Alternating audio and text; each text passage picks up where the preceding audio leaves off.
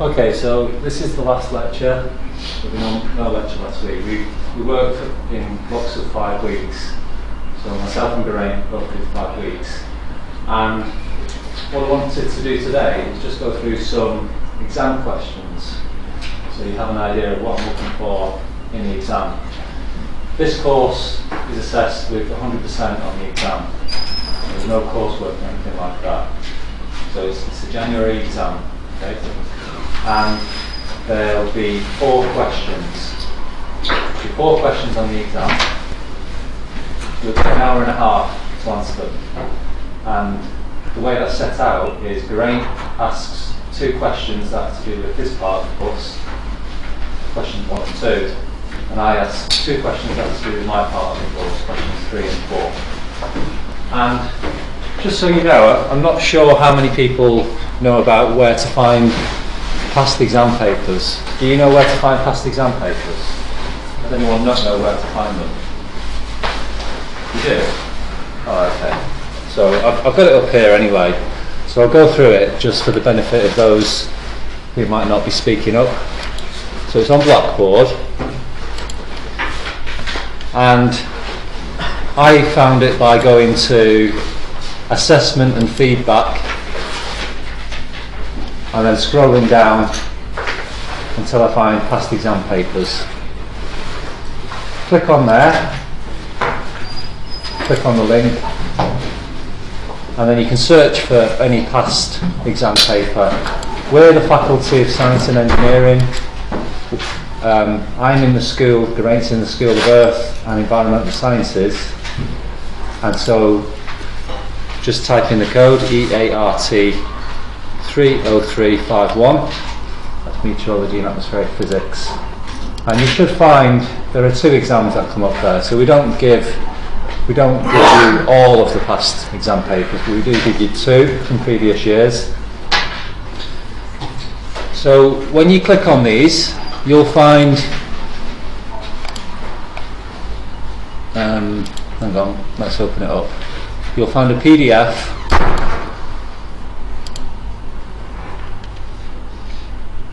and you see it says answer 2 questions. Okay, so we've got the 2 questions. Say Geraint asks questions 1 and 2, and my questions are questions 3 and 4.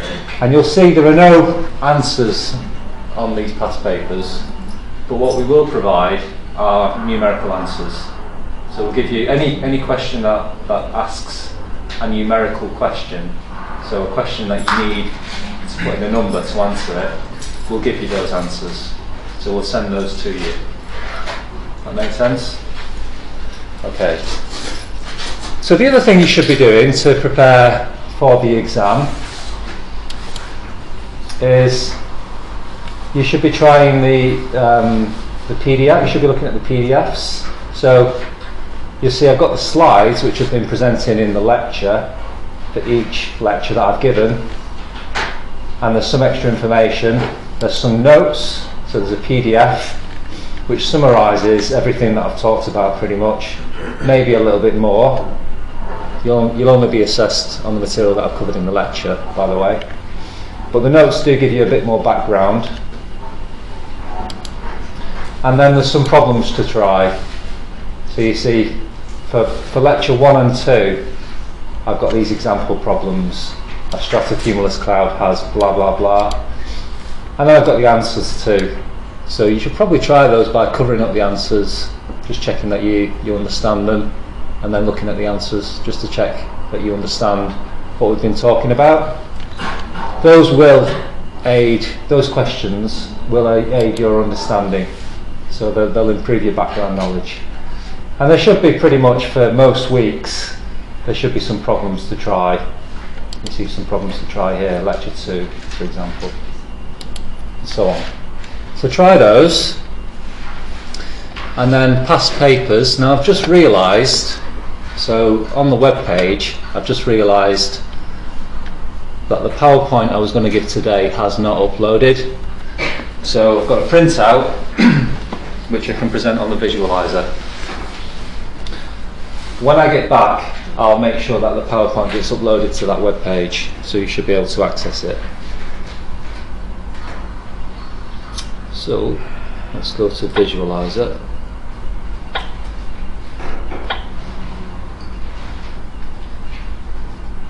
No. Yeah.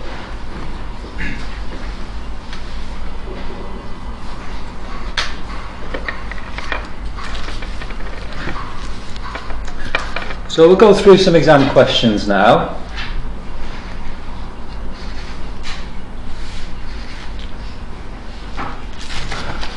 To cover up. Yeah, that's not good.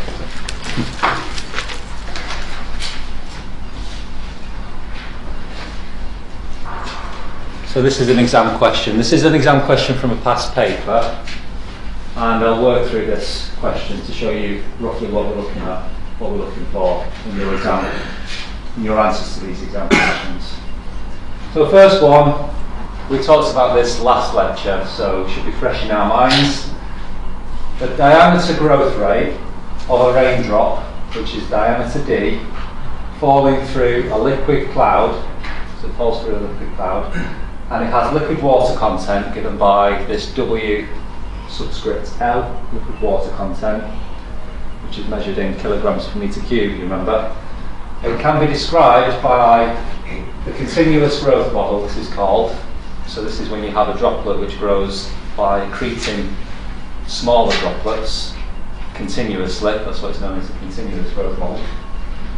And it can be described by an equation that looks like this. So the rate of change of the big drop diameter with respect to time is equal to, and there's a constant A, which is given. Don't need to know the units. It's all in SI units. I could write down the units, but we don't need to know. Treat it in SI units. WL, liquid water content, and D to the power 0.5. So that's the diameter growth rate. And it's asking you to solve the continuous growth model and demonstrate that by drawing a graph or otherwise, it leads to a broadening of size distribution of drops within a cloud. Okay, so this is what we did last lecture. And then the second part of the question, using, that's WL, is 1 times 10 to the minus 3, I should say. It's not printed out very well. Kilograms per metre cubed. So that's the cloud water content. If you look at a metre cubed, there are 10 to the minus 3 kilograms of water in there. And an initial diameter, D, of 1 times 10 to the minus 4 metres, that's 0.1 of a millimetre. How long would it take for the drop to grow to be a millimetre in size? So the significance of a millimetre is that it's the beginnings of a drizzle size drop. So I'm asking you to solve it and then calculate something. And you get 10 marks for this question. Okay, so first of all we solve this equation by integrating both sides with respect to time, and we find, so just rearranged it slightly, we find the solution when we solve this equation is this D at time t to the power 0.5 is A, that's WL times t divided by 2. Let me write that down again. So the solution is D to the 0.5 equals A WL t divided by 2 plus D naught, some initial size, to the power 0.5. So by solving that differential equation and writing down the solution, you get 4 marks for that. Okay, so the various steps. So that's quite a few marks for something fairly straightforward, just solving a fairly basic differential equation. And so what you can do then to demonstrate the divergence of drops in size, you can take the example that I did in last lecture, yesterday's lecture, where I substituted some numbers in. Or you can demonstrate that by substituting numbers, any 2 numbers, it doesn't matter which, for the initial size at some time t, that 2 initial size droplets will diverge. So what you do there is you'd start D naught equals something, and then t equals something, and calculate D at time t, and then you'd start with D naught equals something a bit bigger, and t the same, and calculate D at time t, and you should see that they both increase, but they diverge. The difference between them increases with time. And it's always useful if you can draw a diagram. The diagram should look something like this. So we're starting with 2 particles separated in size, delta D naught, and then later in time we've got delta D, and delta D is greater than delta D naught. Does that make sense? So for demonstrating that again, you get 4 marks again. Okay, so it shows you the breakdown of marks there. And so for the final calculation bit, we're only going to get, it's worth 10 marks in total. For the final calculation, you're going to get 2 marks. So, final calculation. So I should probably write this down. It's written down there, but so we had for the solution, we had D at time t raised to the power 0.5 equals AWL times t divided by 2 plus D naught to the 0.5. Now the calculation was asking how long would it take for the drop to grow to a certain size. Whoops, let's look at that. Yeah, so this is asking how long would it take. So we're going to have to rearrange the solution for time. We want to calculate time, and so I'll just write down what you get if you rearrange this. So you get 2 into d to the 0.5 minus d0 to the 0.5 divided by a times WL. And if you substitute your values into that, so we've got, I've actually written it down here, 1 times 10 to the minus 3 for d at time t, and 1 times 10 to the minus 4 for d at time 0, then the answer you should get is approximately 600 seconds. So it's about 10 minutes. 10 mins. So you get 2 marks for that. I guess 1 for rearranging the equation, and another 1 for substituting the answer and writing down the right units too. Okay?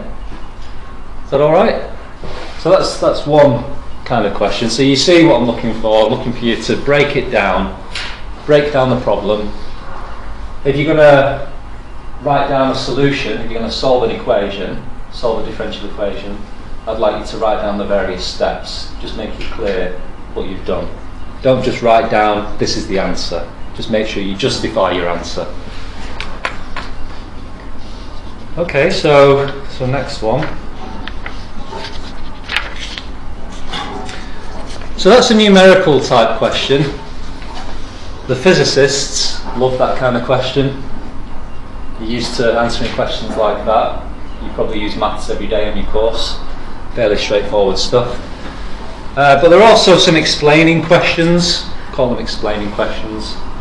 And typically these are the questions where the physicists struggle and the environmental scientists do a bit better.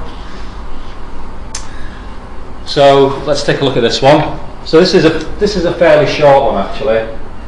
Sometimes it can be a little bit longer than this. This is only worth 6 marks. So this one, let's go through it. This is a question on a past paper. So we start off, explain with reference to the laws that govern diffusion of mass and heat why a liquid drop grows from the vapour if the supersaturation is greater than 0, and explain why growth by diffusion of water vapour alone cannot explain the formation of raining clouds. Alright, so this is worth 6 marks. Okay, and so you're going to have to reference, if you want the full marks for this, you're going to have to reference the laws that govern diffusion of mass and heat. So can you remember what they are? Anyone remember what they are? Go on then, you know them, what are they?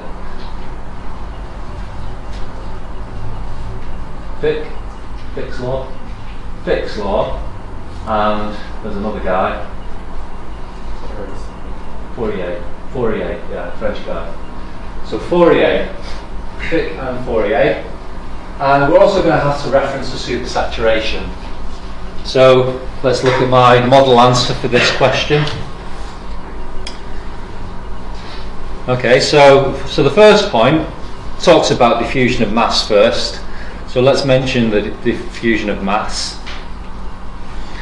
So we've got Fick's law of mass diffusion shows that water vapour moves from a region of high concentration to low concentration. Remember that? You've got high concentration of water vapour, you've got low concentration, then the water vapour is going to move in this direction. It's going to move from high to low. So it moves from high concentration to low concentration. And it also asks you, this question asks you to talk about the supersaturation too. So the supersaturation is related to water vapour mass. So this seems like a good place to talk about supersaturation. And we can link, if we talk about supersaturation, we can link that to the growth of the drop. So if the supersaturation is above 0, that means that the vapour concentration is higher, far away from the drop at infinity, than it is at the drop surface.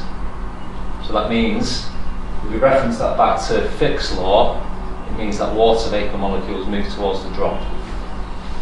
And you see, so we talked about two things there.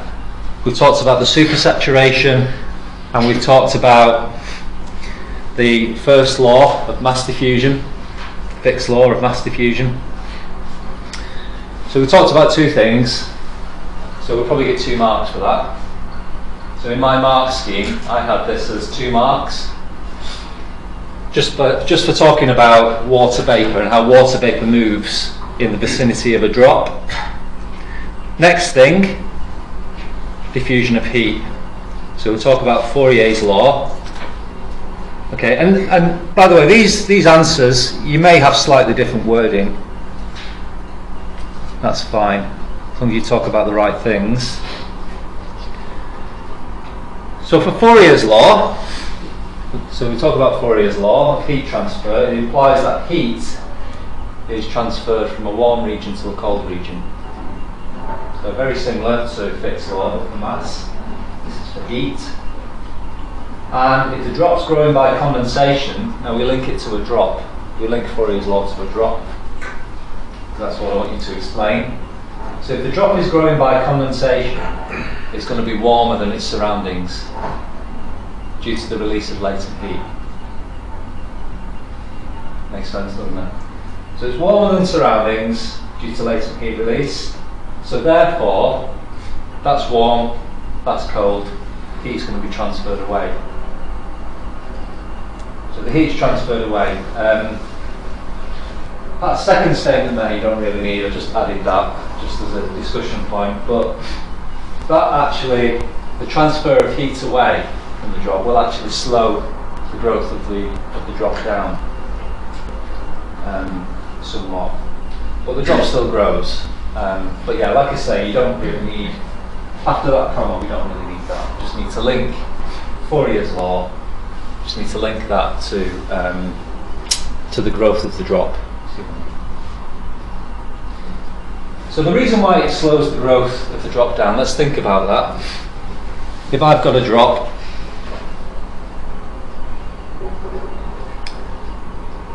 and this is at T drop and this is T infinity, then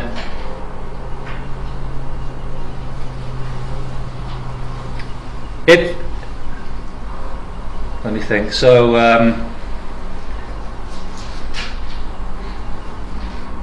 if this is warmer, if TD is greater than T infinity, then what's also true for this drop is that the vapour pressure at the surface of the drop is at saturation. Right at the surface of the drop, the vapour pressure is at saturation. So the warmer the drop, because the saturation vapour pressure curve looks something like this. This is temperature, this is hot, this is cold. Saturation vapour pressure looks something like this. So the warmer it is at the surface of the drop, the higher the saturation vapour pressure at the surface of the drop, because it only depends on temperature. And if that's the case, when we think about the movement of water vapour molecules, which is governed by Fick's law, then the gradient in water vapour will be less because the saturation vapour pressure at the surface is higher. So, for example, if I've got SVP at infinity here, and I've got SVP at the surface of the drop here, it's the difference between the saturation vapour pressure at infinity and the saturation vapour pressure at the surface of the drop that governs the movement of molecules according to the first law, Fick's first law. The higher the the saturation vapor pressure is at the surface of the drop, the smaller that difference. So that's just that last point there. Does that make sense? Okay. But like I say, we don't really need that last point. That's just additional information. So that's my thinking there. So again, we've mentioned two things. We've mentioned Fourier's law. We've linked that to the growth of the drop. So we get 2 marks for that second point. And then the third point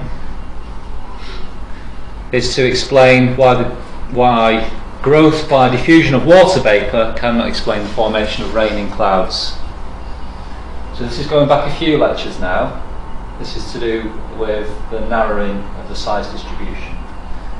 So let's go through it. So the solution of the drop growth equation, that's the Maxwellian, the solution by Maxwell, predicts a narrowing of the drop size distribution. You could even draw a diagram which would make it even clearer. You could draw this diagram that we've drawn in class, where we see a narrowing of the drop size distribution with time, something like that.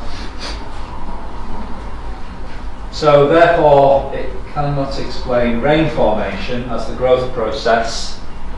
Well, one, it's too slow. That's additional information. We worked out it takes about 3 days or so to grow a droplet to a rain drop size, according to the Maxwell growth theory.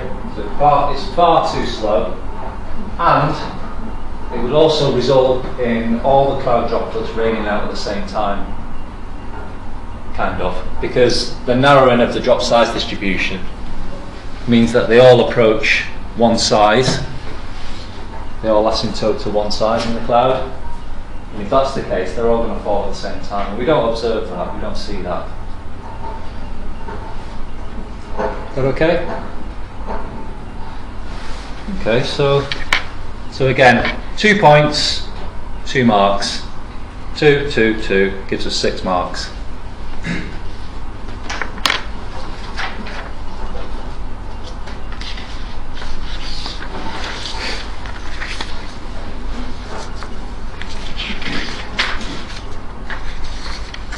Let's go to a numerical question again. So another exam question here. And I've kind of gone through a similar example in class. So this one's about cloud droplet spectra, how droplets are distributed in size. Okay. So given cloud drop spectra, the size distribution can be approximated by a negative exponential relationship, which means e to the minus something times d, negative exponential, where n0 and lambda 0 are constants that depend on, they're constants that depend on liquid water and number concentration. So they're not really constants, they're like quasi-constants, we call them quasi-constants. Show that the second moment of the distribution, which is this, second moment means it's like the expectation value of d squared. So you integrate the size distribution times d squared. You don't divide by the total number, like you would for an expectation value. So show that it depends on the drop number mixing ratio. Drop number mixing ratio. So drop number, that's the total number, as m2 equals this constant times m0 to the power 1/3. So I want you to show that. And show that for a cloud that has a liquid water mixing ratio of 0.5 grams of water per kilogram of air. And then there's some additional information. So the nth moment, nn, of a cloud droplet distribution that's exponentially distributed, negative exponential, is this, n0 times n factorial divided by lambda 0 to the power n plus 1. And also m3 times pi times the density of water divided by 6 is the liquid water mixing ratio. So where does that come from? So let's just understand that. So if I wanted to calculate the liquid water content, let's say I've got some liquid water drops. I'm trying to go through like the rationale behind some of these assumptions. So that's my liquid water. They're not all the same size. It's in a volume. They're my liquid water drops. So I could calculate M3. M3 is equal to the integral, or before I start with integrals, it would be the sum of all d cubed. So just add up, just calculate, let's say I, calculate the d cubed for every drop and add them up. That's M3, okay? Now, if I describe the number of drops in a volume by dn by dd, and its dependence on diameter, then I can write M3 as an integral over all sizes of d cubed dn by dd with respect to diameter. That's M3. And the liquid water content is related to M3 because the liquid water content is the mass of water per meter cubed. So that's going to be equal to the sum. We've got the volume of water, which is pi over 6 times d cubed, and we want the density of water as well, rho water. So you can see that the liquid water content is equal to M3 multiplied by these constants, pi over 6 times rho water. So the liquid water content for droplets that are distributed in size is going to be M3, and well, yeah, we can still apply this. That's where this comes from. M3 times pi times rho water over 6 is the liquid water content, or liquid water mixing ratio there. So that's where that comes from. So how do we go about this one? So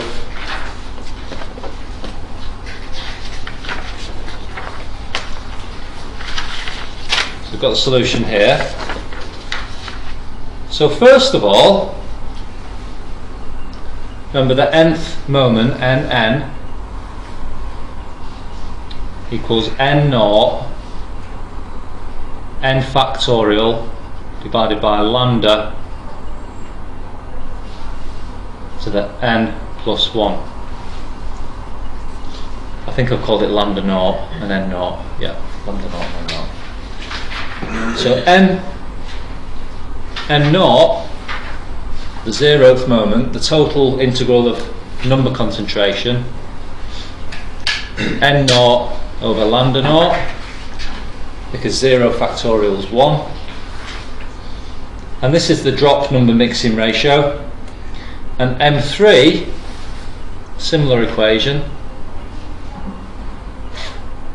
3 factorial is 6, lambda naught to the power 4.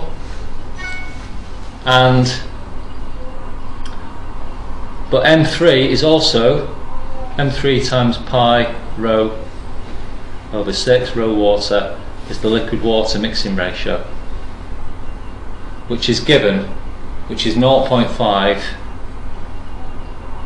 grams per kilogram, which is 0.5 times 10 to the minus 3 kilograms of water per kilogram of air.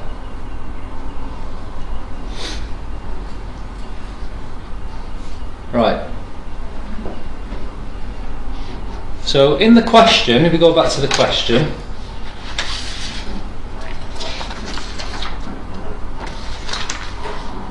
it's asking you to show that the second moment looks like this. It's asking you to prove this, basically. That's what it's asking you to prove. So we need to calculate the second moment as well. And you can see the second moment, it doesn't contain lambda naught or n naught, so it doesn't contain that at all. Whereas all our moments that we've calculated contain lambda naught and n naught, so we're going to have to do some substitutions to get rid of that.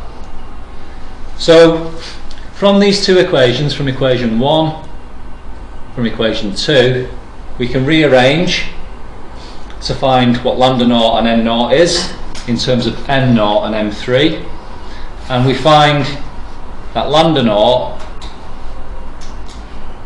is 6 m naught over m3 to the power 1/3, and we find n naught is n naught. This is just simultaneous equations. Two equations, two unknowns. Two equations, two unknowns. So we'll solve for these two equations. Okay. So now we've got lambda naught and we've got n naught in terms of moments of the distribution. So the third equation, I want to calculate m2. m2 is n naught 2 factorial. No, 2 plus 1. Hang on, yeah, 2 factorial. So there's a 2 there, divided by lambda naught, and it's to the n plus 1, so it's lambda naught cubed. So then, that's equation 3. So then the next step is to substitute lambda naught and n naught into here. And so what we get is this equation. M2, all I've done there is substitute n naught in. So this expression here, whoops, this expression here goes in here, and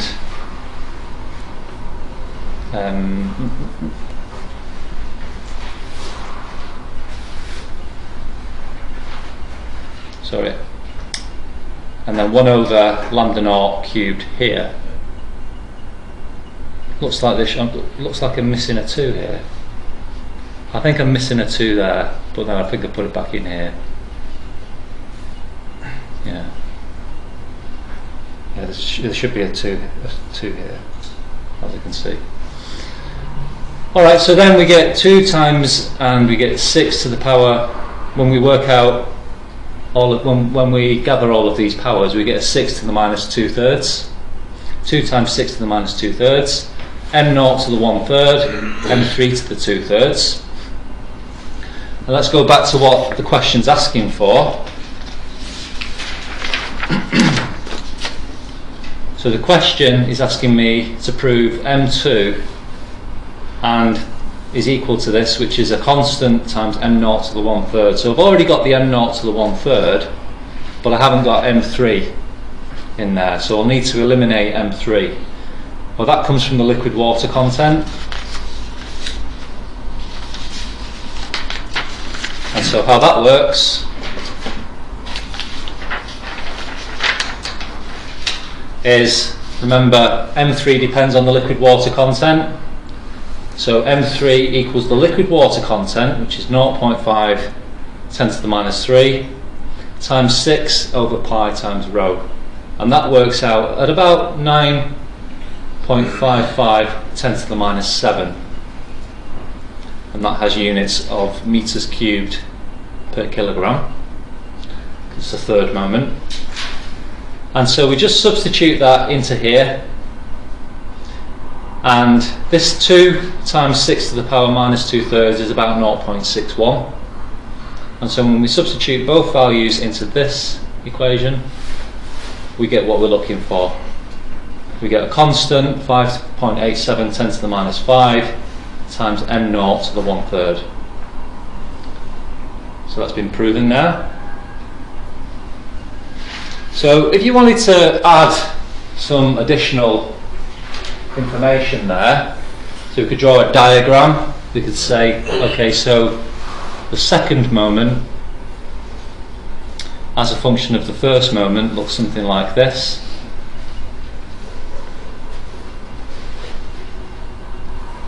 Because it goes as m naught to the power one third, yeah, which looks something like that. Levels off. And the significance of that, if you remember what we were talking about when we did this in class, or we did something like this in class, we were talking about geoengineering. Remember that? We were talking about adding particles to clouds to change how much light's reflected back to space. And so what this diagram helps us to do was talk about regions that might be susceptible to increases in aerosol. By susceptible, we mean that the change in the reflectivity of the cloud is susceptible to the aerosol, is susceptible to change. And what this means is that when the initial concentration is quite low, the initial concentration in the naught is quite low, we can get a fairly big change in the reflectivity of the cloud by adding just a few more aerosol particles. So here, clean conditions equals susceptible.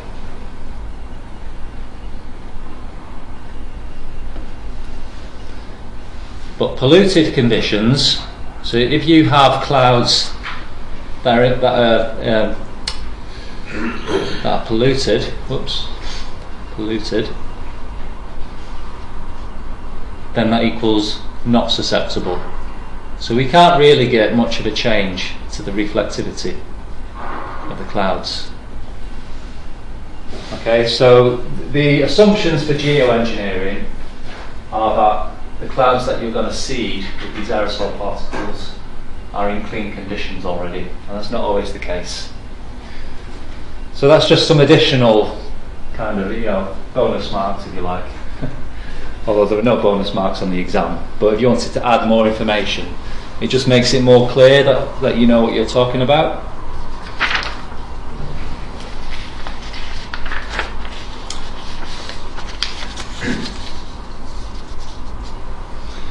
And this question, so I'll go through this one fairly quick. So this question's worth 8 marks. So this is talking about geoengineering again. So it says the albedo of the stratocumulus cloud. It talks about the albedo of the stratocumulus cloud. So these very thin layer clouds. So we've got a thin layer cloud above the surface, and the albedo is the fraction of incoming radiation from the sun that's reflected back to space. So the albedo is called A in this example, and it can be calculated with this formula. So I've shown you this before in class. Generally, you'll get the formula that you need in the exam. So albedo, we've got the second moment in there, we've got delta Z, which is the thickness of the cloud. So second moment of the droplet size distribution M2, and the depth of the cloud layer, which is how thick the cloud is. So this is the cloud, and this is delta Z. That's the thickness of the cloud in the vertical. So we consider a marine stratocumulus cloud. It has a liquid water mixing ratio of 0.5 gram again, and it has a drop number mixing ratio of 50 per milligram of air. Some unit conversions you might need to do here. Milligram is 10 to the minus 3. So 50 per milligram, if we want to convert to per kilogram, we have to multiply by 1,000 and then by 1,000 again to get the kilo. So you multiply by 1,000,000. So it's 50 million per kilogram of air. 50 million droplets per kilogram of air. Gives you the cloud depth. And this just asks you if seeding below the cloud with sea spray aerosol is able to increase the in-cloud drop number to 200 per milligram. So we start with 50 per milligram, and then we go to 200 per milligram. What will the corresponding change in the albedo of the cloud be? So all you're going to do is calculate what A is in the first example with 50 per milligram. The difficult bit here, I think, is the unit conversion. So you can get confused with the unit conversion. So yeah, unit conversion is needed here, unit conversion is needed here too. So convert that to kilograms per kilogram. And so, so we assume that the cloud water content doesn't change. So why can we assume that the cloud water content doesn't change? Why is that a good assumption? So again, I'm not asking that here, but part of today is about giving you the rationale behind how you answer the exam questions too. I want you to understand why you're doing what you're doing, not just to blindly answer a question. So why can we assume that the liquid water in this cloud doesn't change? Remember, that's the first lecture.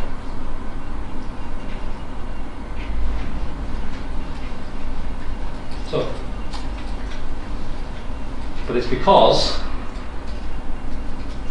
the liquid water is determined by what in these clouds? Very thin clouds. So what determines how much liquid water condenses in the cloud? If I said adiabatic, what determines the amount of liquid water? So the mass of liquid water that condenses.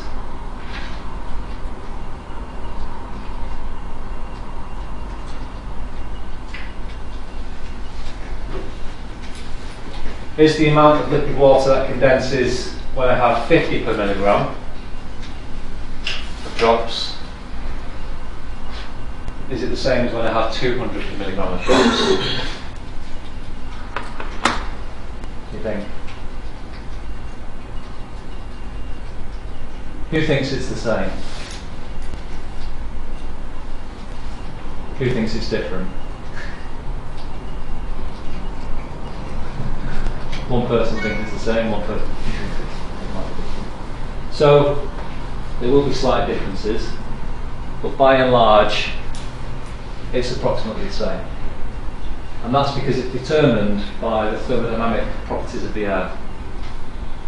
Okay, so it's, if we think about a parcel of air, it rises from the surface, and we assume it's adiabatic for these thin layer clouds.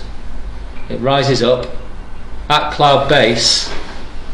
It rises up, and as the pressure goes down, as this parcel of air rises up, the pressure of the parcel goes down, so the air expands and the parcel cools. And at some point above the surface, it will cool enough so that water can start to condense out of it. So it will saturate at cloud base.